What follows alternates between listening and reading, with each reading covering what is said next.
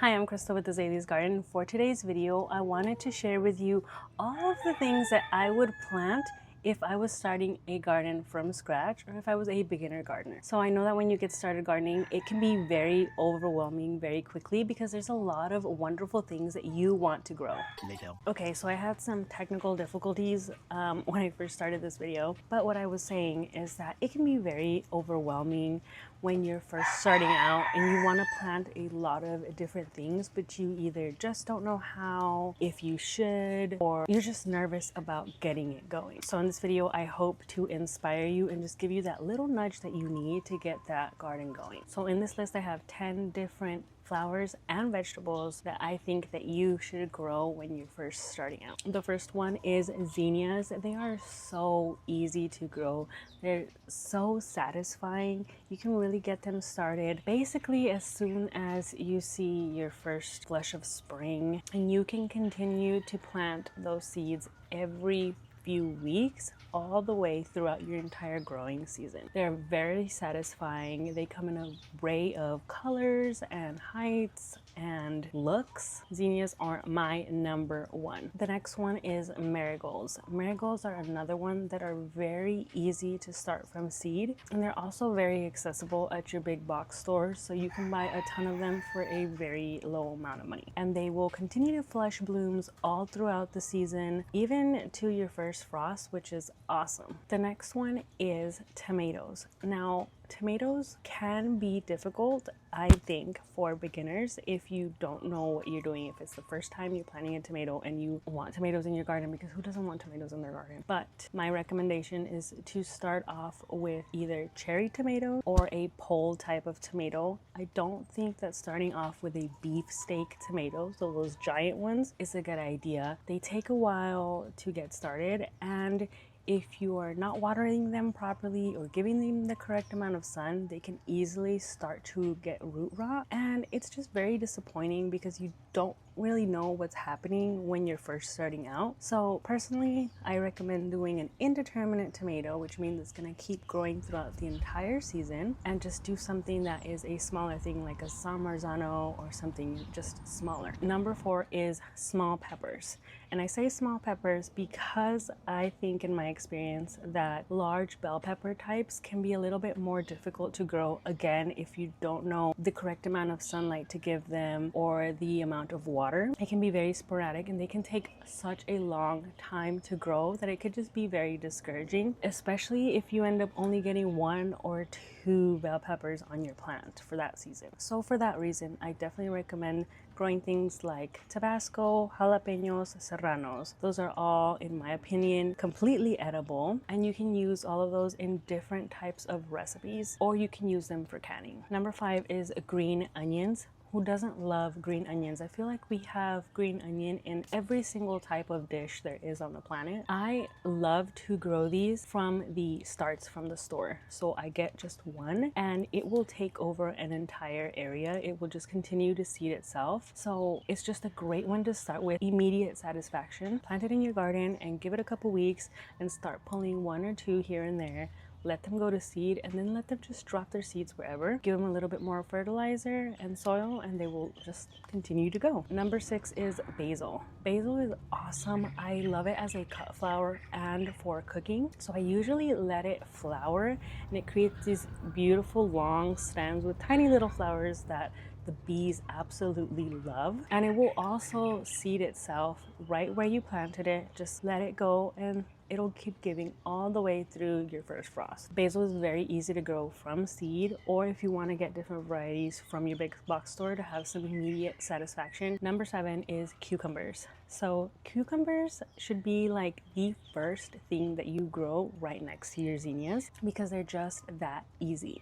There's so many different varieties that you could get from seed, and you can get them at Lowe's, Walmart, or online. For example, Johnny Seeds and Botanical Interest has so many different cucumber varieties. Number 8 is pole beans.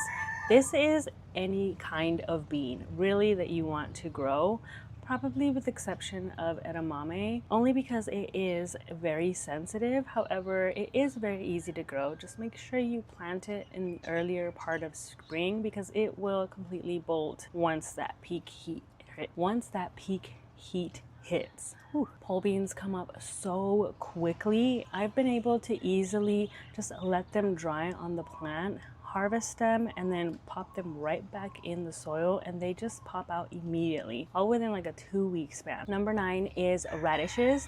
Radishes are deceivingly easy to grow from seed, and you can get them from seed to harvest in less than 30 days. So it's such a satisfying root crop to grow, even if you don't really eat them. Personally, I'm not a huge fan of things like radishes, but I do like to grow them because they're so quick and satisfying, and I feed them to other people in my life that I love. So win-win. I get to grow something and they get to eat something. And number 10 is sunflowers. Sunflowers are another one that are so satisfying and easy to grow. The only thing that I do recommend is to not fertilize them. They don't like to get fertilized, and if you accidentally put them in a place where you've already fertilized, they might end up growing a little bit shorter than they normally should. So just keep that in mind. But otherwise, sunflowers are another really good one to grow. Now that I've given you all of the seed varieties that I recommend you growing if you're a beginner, you're just starting out, let's talk about the planting method. There are plenty of people,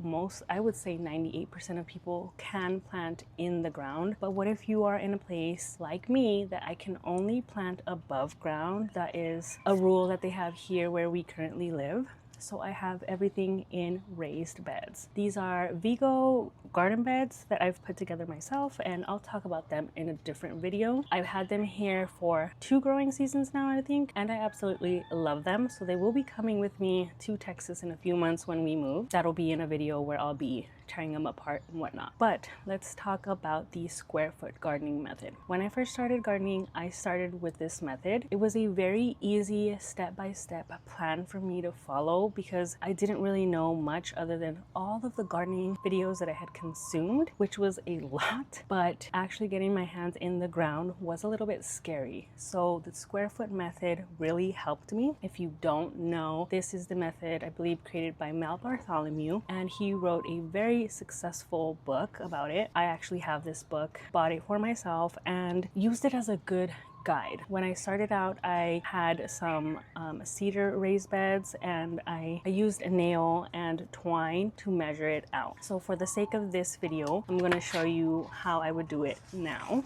So let's say that you have a 4x4 bed. So the idea of square foot gardening, this is obviously not appropriately to scale or even in any way, but just to show you, if I had a 4x4 bed, the idea is that you have 4 squares this way, 4 squares that way, and all the way cut through. So here I have 16 different square feet that I could plant in. In Mel's book, he explains all the different ways that you could plant these areas up by maximizing the garden space. So for example, I believe he has like 4 lettuce heads in one box, 1 tomato in one box, 16 radishes in the next box. And so you would plant this way based on your sun. So in the back you'd have your taller varieties or vertical things growing like cucumbers and small melons and that kind of thing. That was a very helpful guide for me personally, just because it allowed me to grow a lot of things in a smaller amount of space rather than growing everything in rows and taking up one entire raised bed when I could be maximizing that. Please let me know if you want a separate video on square foot gardening and my experience with square foot gardening, because I would completely love to do that for you. If this sounds like something that would be a lot easier for you, I really recommend you get the book. I will link it down below for you because it was a very helpful guide for me when I first started. Now, if you don't have to plant in raised beds like I do, you can definitely plan for a larger bed. I would just recommend, again, looking at the height of your plants and making sure that you are giving them adequate sun or whatever kind of exposure that it is that they need. I believe that gardening does not have to be as complicated as some people make it out to be. It's just about getting out there and getting it done. You definitely want to make sure that you start off with things that are a little bit easy and a little more quickly satisfying, because what you don't want to do is do something like a broccoli that's going to take months on end for you to get one, and then you've been completely discouraged because it's not what you thought it was. Gardening is really fun, but you have to make it work for you, and what you're planting surely needs to be something that is satisfying to you and your lifestyle. For example, I don't like eggplant, so I'm not really gonna grow eggplant, especially not here where I don't have family that I could readily just give it away to. Another good example of that is I don't like okra, but I've grown it for my husband before because he loves it. So just make sure that you're growing things that either bring you joy or that are going to bring you joy in giving it to somebody else. All right, I'm going to wrap up this video. I hope I wasn't going in too many different directions. Let me know in the comments if there's something that's inspiring you to get started with your garden if you're a first-time gardener. I would love to know. All right, till next time. Bye.